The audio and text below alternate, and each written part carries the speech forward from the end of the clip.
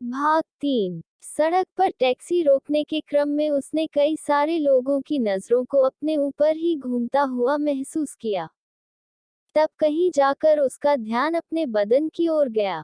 उसके शरीर पर चुन्नी नहीं थी, जिसकी वजह से उसकी गोरी पतली कमर के साथ साथ उसकी कॉलर बोन भी एक्सपोज हो रही थी, जो शायद सभी के आकर्षण का केंद्र बन गया था।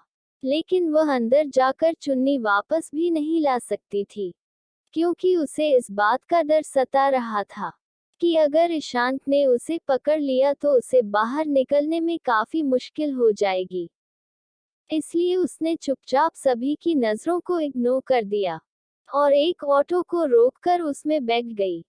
ऑटो वाला भी बार बार कनिष्का के जिस्म को देखने के चक्कर में पीछे मुड़े जा रहा था, जिस पर कनिष्क का मन खींचने सा लगा और उसने अपने सैंडल उतार कर उसके सिर पर किसी बंदूक की तरह रख दिया, जिसके बाद वह उसे फटकारते हुए बोली, सीधे से आगे देखकर ऑटो चलाओ, वरना इसी हिल से खोपड़ी में छेद कर दूंगी। कनिष्का की धमकी सुनते हुए उस ऑटो ड्राइवर ने ठहाका मारकर हंसने लगा और फिर अपनी हंसी को काम करते हुए बोला, अरे मैडम, आप ऐसे बाहर निकलेंगे तो लोग तो देखेंगे ही। दुनिया ऐसी है। इतनी फिक्र थी तो खुद को ढक क्यों नहीं निकली। ऑटो रोको। उसकी बातों से परेशान होकर कनिष्का एकदम से चिल्लाई। हालांकि उसकी मंजिल अभी आई नहीं थी और उसके पास इतने पैसे नहीं थे कि वह ऑटो वालों को पैसे देती।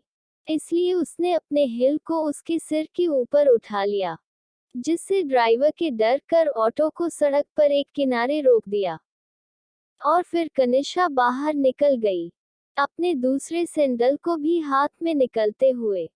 उसके उतरते ही ऑटो ड्राइवर खुद में ही गुदगुदाया, एक तो खुद ऐसे सड़क पर निकल आई है और हमें दोषी बना रही है। पता नहीं कहां कहां से आ जाते हैं, बेशर्म कहीं की। टैक्सी से डर कर निकालने के कारण कनिष्का ने अपने मुंह में आए अपशब्दों को जैसे गोट लिया और फिर थोड़ी देर बाद वह पीछे मुड़ी तो उसके सामने एक बड़ा सा बंगला था। ये बंगला ईशांत के मेंशन से किसी भी तरह कम नहीं था। उसके बड़े से लोहे के गेट के समीप दीवार पर एक नेम बोर्ड लगा हुआ था, जिस पर बड़े और साफ शब्दों में 3 शब्द लिखे हुए थे, हंसिका रेड्डी हाउस। वह अपना उसका खुद का घर था। फिर भी अंदर दाखिल होने से पहले उसके कदम काफी देर तक वहीं जमे रह गए थे। 2 साल पहले जब वह यहाँ से अपनी सौतेली बहन मानविका की वजह से धक्के मार के निकाल दी गई थी, तब से उसने इस घर में एक बार भी कदम नहीं रखा था। जब भी वह उदास होती तो अपने डैड को हॉस्टल में ही मिलने को बुला लिया करती थी, लेकिन आज पिता के प्रति उसके प्यार ने ही उसे यहाँ खींच लाया था। यहाँ आने से कनिष्का का परेशान मन और अधिक उदास और पुरानी यादों को याद करने की वजह से बैठ गया था। सुबह से रोने की वजह से उसकी आंखें सूज गई थी और सिंदूर उसके माथे पर फैला हुआ था, जिसे उसने अपने लहंगे से उठाकर साफ करना चाहा, फिर भी वह पूरी तरह से साफ नहीं हुआ। थककर उसने खुद को ये करने से रोक लिया। गहरी और लंबी सांस भरते हुए उसने खुद को हिम्मत दिया और दरवाजे को धक्का देकर खोलने लगी। 1-2 कोशिश में ही लोहे का गेट खुल गया और बगीचे के बीच बने रास्ते पर दौड़ते हुए घर के एटीज तक पहुंच गई। उसने बिना सोचे दरवाजे पर अपना हाथ पीटना शुरू किया ही था कि तभी अंदर से किसी ने दरवाजा खोल दिया। वहां पर एक 40-45 साल की औरत खड़ी थी, जिसके चेहरे पर पति के जेल जाने की एक भी शिकन नजर नहीं आ रही थी। इनफैक्ट उसके हाथों में रेड वाइन का गिलास पड़ा हुआ था और अंदर से कुछ औरतों के हंसने बोलने की आवाज आ रही थी, जिसे सुनकर कनिष्का को यह समझने में एक पल भी नहीं लगा कि अंदर कोई पार्टी चल रही है। अपनी मां द्वारा बसाए इस घर को हंसिका पार्टी और जुआ खेलने का अड्डा बना लिया था, जिस पर कनिष्का को काफी गुस्सा आया। लेकिन उसने अपने आप को शांत किया और बोली, मुझे डेट के ऑफिशियल वक्त के सारे पेपर चाहिए। इधर कनिष्का को दरवाजे पर देख हंसिका की आंखें छोटी हो गई और वह उसे फिर से यहाँ से जाने को कहने ही वाली थी कि तभी उसकी नजर कनिष्का के माथे के सिंदूर और उसके मंगलसूत्र पर पड़ी, जिससे उसने झपकते हुए उसका हाथ पकड़ लिया और मरोड़ते हुए बोली, किससे शादी की है तुमने? अब तक मेरी बेटी का हाथ पीले नहीं हुआ है और तुम दुल्हन के जोड़े में यहाँ मटकते आ गई। किस कमीने ने तुझ जैसी बदतमीज और चरित्रहीन लड़की से शादी की है?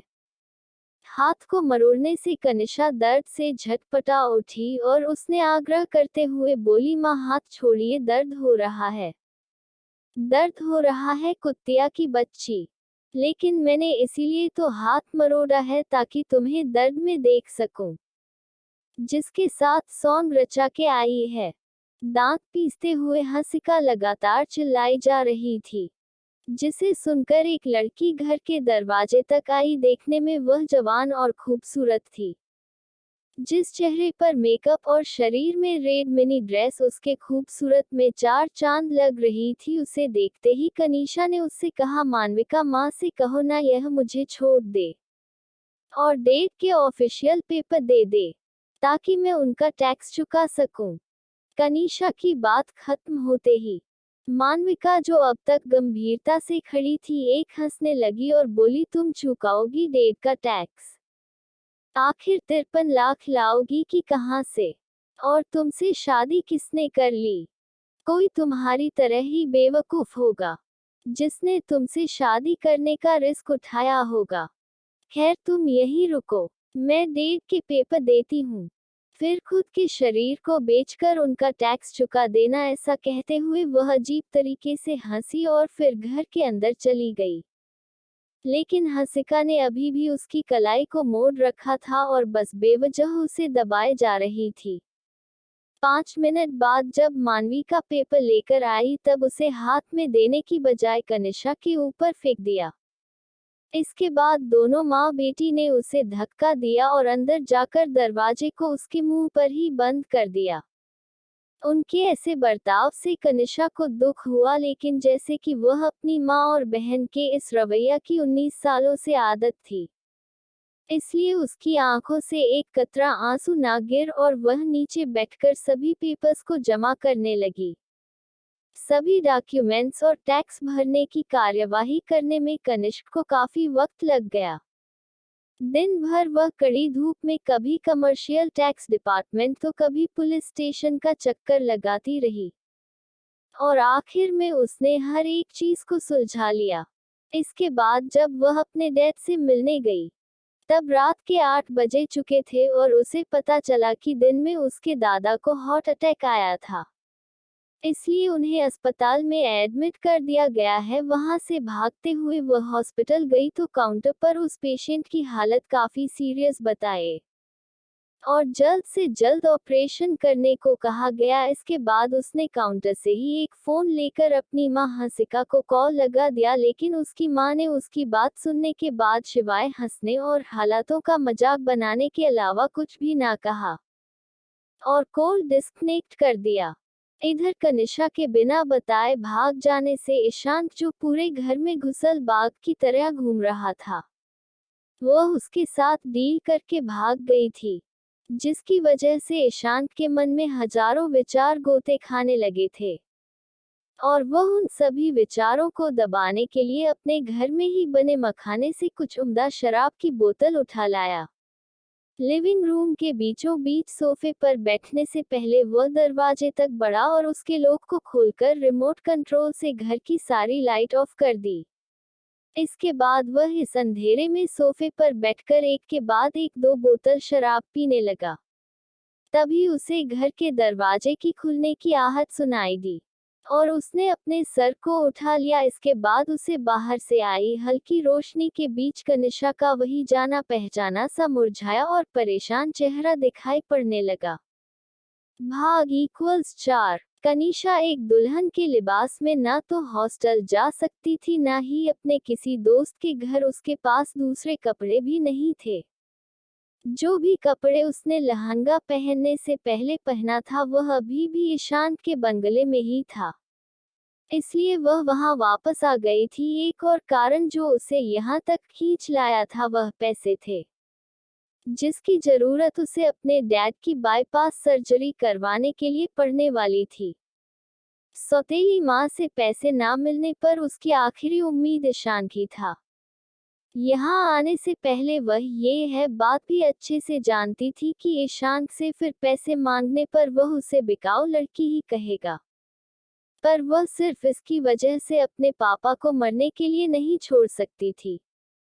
इसलिए बड़ी ही सावधानी से बिना कोई आहट किया वह घर के अंदर अपने कदम रख रही थी। चारों ओर गहरा अंधेरा होने की वजह से उसे कुछ भी नजर नहीं आ रहा था। इस पल कुर्सी पर बैठे ईशांत ने अपने हाथों में लिए शराब की बोतल फर्श पर पटक देता है। सन्नाटे से इस माहौल में अचानक कुछ टूटने की आवाज से कनिशा के कदम रुक गए थे और उसका पूरा शरीर कांप रहा था। वह संभाल भी ना सकी। तभी ईशांत ने हाथ में पड़ी हुई रिमोट से पहले बटन को दबाया, जिससे घर की सारी लाइट ऑन हो गई। चारों ओर रोशनी हो जाने पर कनिशा की नजर सामने बैठे ईशांत पर पड़ी, जिसकी आंखें लाल और चेहरा गुस्से में डूबा हुआ दिखाई दे रहा था। उसे देखते ही कनिशा ने अपनी नजरों को उसे हटा लिया और इधर उधर देखकर अपना थूक निकलने लगी। दूसरी ओर ईशांत कुर्सी से उठा और कनिशा की ओर बढ़ने लगा। ज्यादा शराब पी लेने की वजह से उसे हल्का हल्का नशा हो गया, जो उसके शारीरिक आभास कनिशा को दूर से ही समझ में आ रहा था। नजदीक पहुंचते पहुंचते ईशांत का ध्यान कनिशा के पतले चेहरे और बदन पर गया, जो बिना चुन्नी के गोरा और आकर्षक लग रहा था। वह ऐसी हालत में कहाँ गई थी, इस बारे में सोचकर ही ईशांत का गुस्सा चरम पर पहुंच गया था।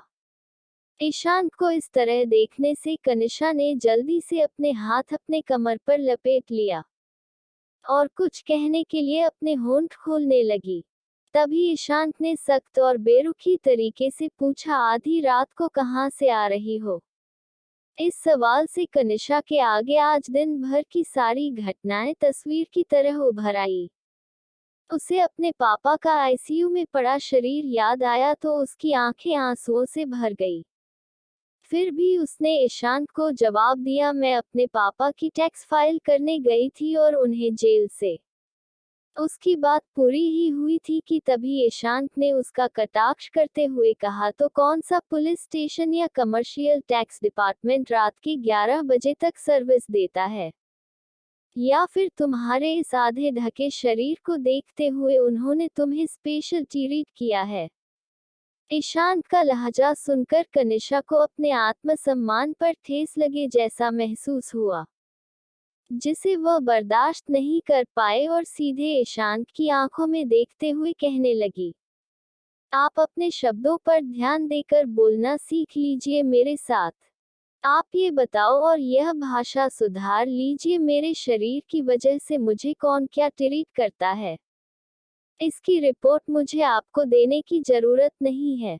और जिस कॉन्ट्रैक्ट पर एक साइन की वजह से मुझे आपके ना, उस कॉन्ट्रैक्ट में भी यह बात कहीं पर मेंशन नहीं है कि मुझे आपकी हर एक बात की अपने हर एक घंटे की रिपोर्ट देनी होगी। इतना कहकर कनिशा ने अपनी पलकों को उसे कमरे की ओर उठाया जहां उसे लहंगा पहनने को मजबूर किया गया था। उसे कमरे को पहचान लेने के बाद वह एक पल भी वहां न रुकी और ईशांत के समीप से गुजरने लगी। अभी भी कनिशा के अंदर इतना घमंड देखकर ईशांत की बहन गुस्से से तंग गई। उसने कहा, रिपोर्ट देने की बात नहीं लिखी तो ये भी नहीं लिखा कि तुम मेरे परिवार की इज्जत उछाल कर लोगों से ट्रीट लो। ये शरीफों और इज्जतदार लोगों का घर है और फिर मैंने तो इस शरीर की अच्छी खासी कीमत भी अदा की है, जबकि कॉन्ट्रैक्ट के मुताबिक मुझे तुम्हें कॉन्ट्रैक्ट पूरा होने के बाद 10 करोड़ देने थे। इसके अलावा तुमने अपनी कीमत बढ़ाई और मुझे सौदा किया। फिर मुझे एटीट्यूड कैसे दिखा सकती हो? मेरा सौदा मेरी मजबूरी है।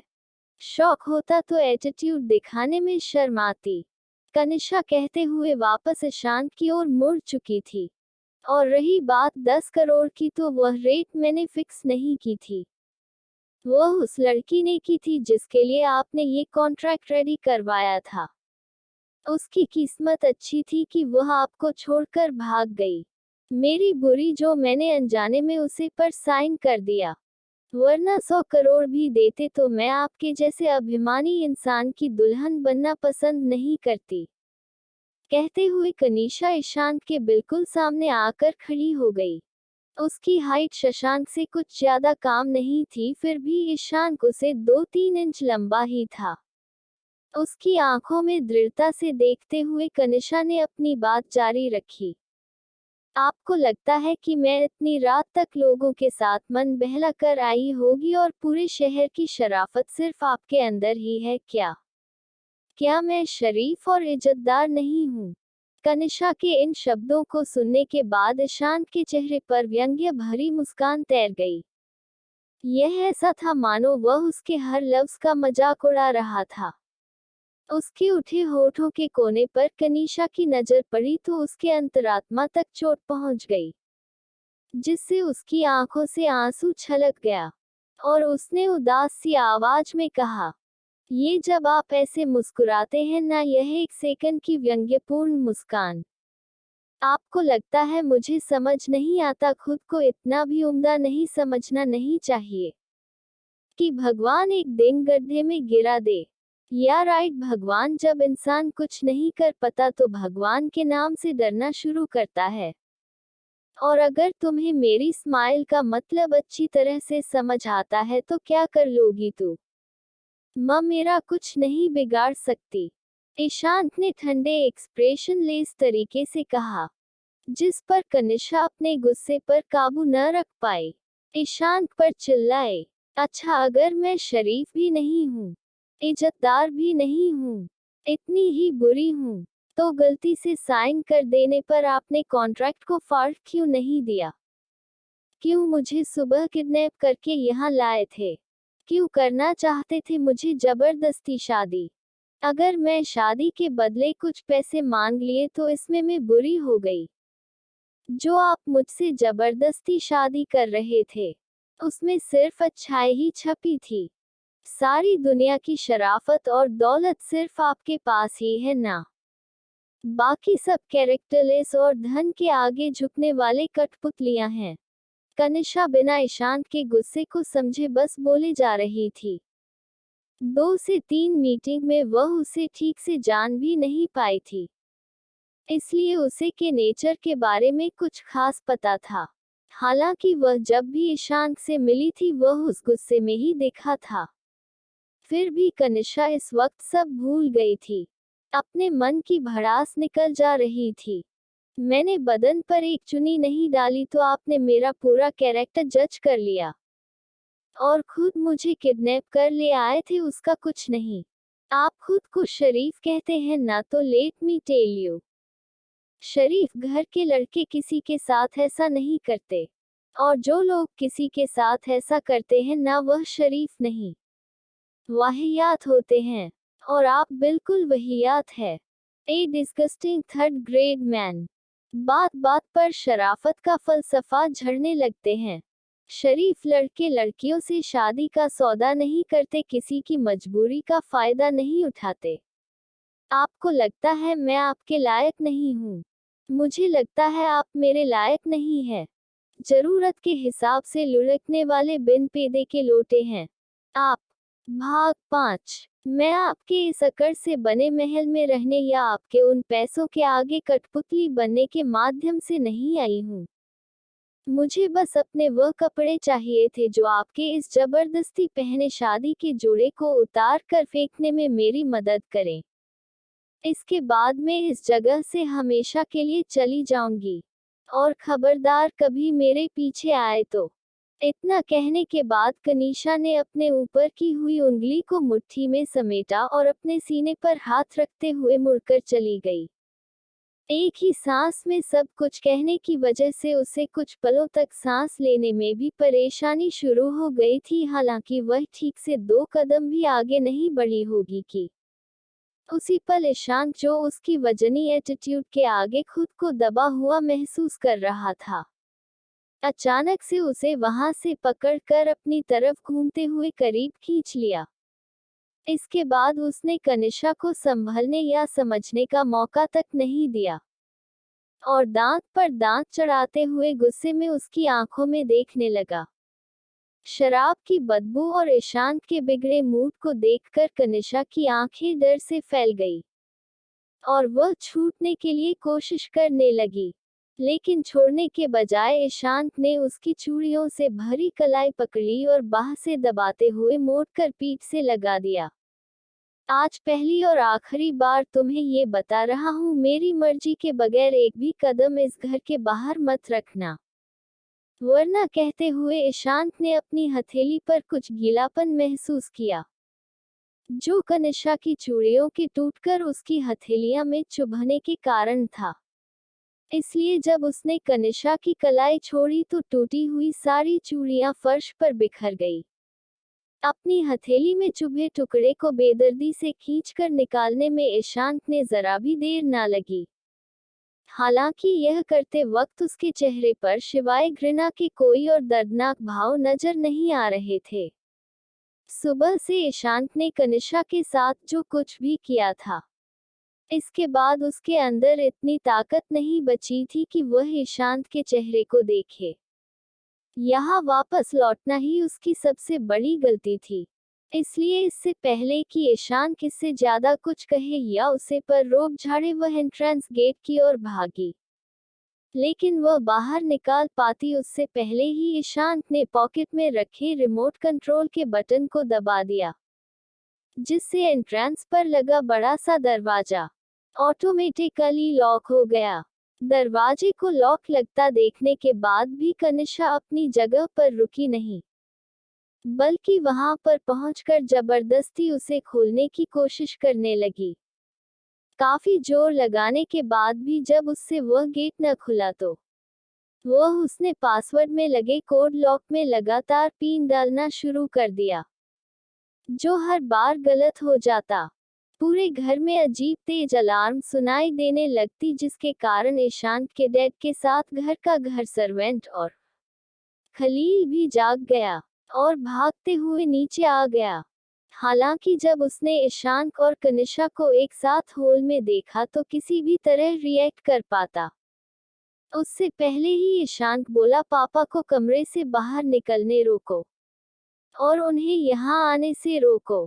खलील झिझकते हुए बोला, जी जी छोटे साहब, कहते हुए खलील ने अपना सर 2 बार को हिलाया और तेजी से दौड़ते हुए ईशांत के पापा के कमरे की ओर भाग गया। वहां पहुंचते उसने देखा मिहिर देव सिंह ईशांत के पिता को अपनी व्हीलचेयर को ठीक करते देखा, जिसके कारण उसने जल्दी से दरवाजा लॉक किया और उनके करीब पहुंचकर उन्हें बाहर जाने से रोका। दूसरी ओर ईशांत और कनिष्का की कोशिशें पर अजीब तरह की व्यंग्यात्मक मुस्कान मुस्कुराया और धीरे धीरे आगे बढ़ने लगा। उसके कदमों की आहट की वजह से कनिष्का की कोशिशें और तेज हो गई। तभी उसने महसूस किया कि ईशांत ने अपने हाथों को दरवाजे पर टिका रखा है और वह दोनों तरफ से घिर गई है। संकोचते हुए कनिष्का पीछे की मुड़ी तो आंखों के आगे ईशांत का वही गठीला चेहरा नजर आने लगा, जिसके कारण उसने अपने आप को दरवाजे से यूं चिपका लिया, जिससे वह किसी तरह से ईशांत की बॉडी के स्पर्श में न आ सके। तुम बदकिस्मती हो इस घर की। सालों पहले तुम्हारी जैसी एक औरत इस घर में रहती थी, और देखो आज फिर मुझे पैसे के आगे बिकने वाली एक लड़की मिली, जिसके अंदर किस बात का गुरूर है, यह मुझे समझ में नहीं आ रहा है। बिकने वाली औरतें इतना गुरूर नहीं करती। अगर मेरी बात पर यकीन नहीं हो तो तुम वैश्या बाजार में जाकर। ईशांत अपनी बात को खत्म भी ना कर सका था कि इसी पल कनिष्का ने जोरदार थप्पड़ उसके गालों पर जड़ दिया। जिससे ईशांत का चेहरा दूसरी ओर को मुड़ गया और अपनी आंखों को फाड़े फर्श को घूरने लगा।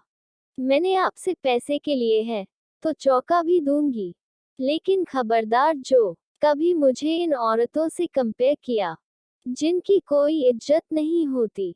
कनिष्का अपनी आंखों में आंसू लिए गुस्से से फटते हुए चिल्लाई, आपको इतना ही शौक था अपने हिसाब से चलने वाली लड़की की, तो गलती से किए उस साइन वाले पेपर को फाड़ कर फेंक क्यों नहीं दिया और ले आते उस वेश्या बाजार से कोई लड़की जो आपका हुक्म का पालन करती और आपकी उंगलियों पर नाचती। वही उसे एक थप्पड़ की वजह से ईशांत की आंखों में गुस्से की भावर बनने लगी थी, जिसे खुद के अंदर रोके रहने की पेशेंस उसके कभी भी नहीं थी, जिसके कारण उसने अगले ही पल कनिष्का की बाह को पकड़ा और रिमोट की मदद से दरवाजा खोलते हुए उसे किसी प्लास्टिक की गुड़िया की तरह बेहतरबी से बाहर धकेल दिया। दबाव से लगे धक्के की वजह से कनिष्का खुद को कंट्रोल नहीं कर पाए हो फर्श पर जा गिरी। बचाव में उसने अपनी हथेलियां को फर्श पर टिकाना चाहा तो कलाई में भी बुरी तरह चोट आ गई। दर्द से वह उभरी भी नहीं थी कि तभी ईशांत ने जबरन उसके जबड़े को पकड़ा और उसे अपनी ओर देखने के लिए मजबूर करते हुए चिल्लाया, दोबारा मुझे अपना यह मन मासूमियत के पीछे लालची चेहरे के साथ नजर मत आना, जान ले लूंगा तुम्हारी। इतना कहते हुए ईशांत ने उसके जबड़े को झटका दिया और उसे वहीं छोड़कर अंदर चला गया। दरवाजे को बंद करने से पहले उसने एक नजर भी कनिष्का की तरफ देखना जरूरी नहीं समझा। इधर कनिष्का ने अपने जबड़े को सहलाया और अपनी मोच आई कलाई को पकड़कर धीरे से खड़ी हो गई। अपने पिता के ऑपरेशन के लिए उसे पैसे तो मिले नहीं, बल्कि उल्टा ईशांत ने उसे इतना बेइज्जत कर दिया कि उसे अपना जिना तक बोझ लगने लगा, जितना वह सभी घट रही घटनाओं के बारे में सोच रही थी। उसकी सांसें उतनी ही तेज और बेचैन होती जा रही थी। चेहरा पीला और बेजान सा हो गया था और आंखों से आंसू एक पल के लिए भी थमे ना थे। बातों और यादों का बोझ लिए वह बंगले से बाहर निकली ही थी कि इस पल उसने सड़क पर कुछ लड़कों को देखा जो बाइक्स पर सवार थे। उनके हाथों में शराब और सिगरेट दिखाई पड़ रही थी। डरकर कनिष्का ने अपने कदमों को वापस ईशांत के बंगले की ओर कर लिया। वह जल्दी से गार्डन की ओर बढ़कर मुलायम घास पर एक पेड़ के नीचे दुबक कर बैठ गई। ऑपरेशन के लिए पैसों के इंतजाम के बारे में सोचते हुए और दिन भर की भाग दौड़ के कारण उसे कैसे खुले आसमान के नीचे नींद आ गई, वह जान भी ना पाए। दूसरी ओर इंसाक अपने कमरे में लौटने लगा तो उसने देखा सामने उसके पापा व्हीलचेयर पर बैठे उसे अजीब तरह से घूर रहे थे। जो इससे पहले कुछ कहते हैं, इंसाक ने उन्हें रोक दिया। पापा, आप मेरे और उसे लड़की के मामले से दूर रहे। ये सबसे बेहतर तरीका है खुद को परेशान करने से बचने के लिए। अपनी बात खत्म कर ईशांत ने सीढ़ियों के पहले सटे पैर रखा ही था कि तभी उसे उसके पापा ने रोक दिया। अगर आप चाहते हैं कि मैं आपके और उसे लड़की के मामले से दूर रहूं, तो उसे लेकर यहाँ से चले जाए अपने खरीदे हुए बंगले पर। मुझे अपने घर में आधी रात को तमाशा देखने का कोई शौक नहीं है। इतना कहकर मिहिर देव सिंह ने हलिल को कमरे में चलने का इशारा किया और जाते हुए बोले, मानता हूँ कि आपकी नफरत जायज है, लेकिन रात के इस वक्त एक लड़की को बाहर निकाल कर उसके इज्जत पर दाग लगा देना बिल्कुल नाजायज था। अगर कल को उसके साथ कुछ हो जाता है तो उसके जिम्मेदार सिर्फ आप होंगे। मिहिर के चले जाने के काफी देर बाद तक ईशांत उसी जगह खड़ा उनकी बातों में छुपी नाराजगी के बारे में सोचता रहा। घर से चले जाने की बात ईशांत के दिल में चुभ रही थी। इतने सालों में उसके पिता ने कभी भी उसे खुद से दूर चले जाने को नहीं कहा था। यहाँ तक कि जब वह किसी बिजनेस ट्रिप पर जाता था तब भी उसे के पिता को चैन नहीं आता था। लेकिन आज सिर्फ उसे एक लड़की की वजह से उसके पिता ने उसे खुद से दूर कर देना चाहते थे। अगर वह यहाँ से भगाने के लिए तमाशा ना करती, तो शायद इस वक्त ऐसी परिस्थिति ना आई होती। सोचते सोचते जब वह कमरे में पहुंचा, उसने यूं ही अपनी नजर घड़ी की ओर उठा दी। रात के 11:15 होता देख उसके कानों में अपने पापा की कही हुई बात गूंज गई कि कनिष्का को इस वक्त घर से बाहर करना बिल्कुल भी सही नहीं था। हालांकि ईशांत ने इस पर ज्यादा ना सोचा और अपने दिमाग में कनिष्का के लिए आए हल्की फिक्र को भी झटक कर खत्म कर दिया। जिसके बाद उसने एक गरम सावार लिया और आकर बेड पर लेट गया। नींद न आने की परेशानी उसे तब से थी जब वह मात्र 8 साल का था। इसके बाद काफी इलाज करने के बाद भी उसे कोई फायदा ना हुआ था और वह सालों से सारी रातें खुले आंखों के साथ ही गुजरता आया था। लेकिन आज उसे नींद न आने के साथ साथ एक अलग ही चिंता भी हो रही थी, जो कनिष्का के फिक्र तक तो पहुंच रही थी, पर ईशान उसे स्वीकारना नहीं चाहता था। इसलिए अंततः वह बेड से उठा और कमरे की खिड़की को खोलकर खड़ा हो गया। ये पूर्णिमा की रात थी। चांद अपनी चांदनी को हर तरफ बिखेरे हुए था और हड्डी तक को कपकपा देने वाली हवा पूरे वातावरण को सर्द बना रही थी। कुछ ही देर में ईशान को ठंडी हवा में इतना सर्द कर दिया कि वह खिड़की को बंद करने लगा। इस पल गार्डन में एक पेड़ के नीचे बैठी कनिष्का पर उसकी नजर पड़ी। वह कुछ ऐसे बैठे थी जैसे वही जम गई हो। Thank you. मेरी स्टोरी को लाइक करें और व्यू 1 के तक पहुंचिए। पॉकेट एफएम पर सुनते रहिए। My arrogant husband.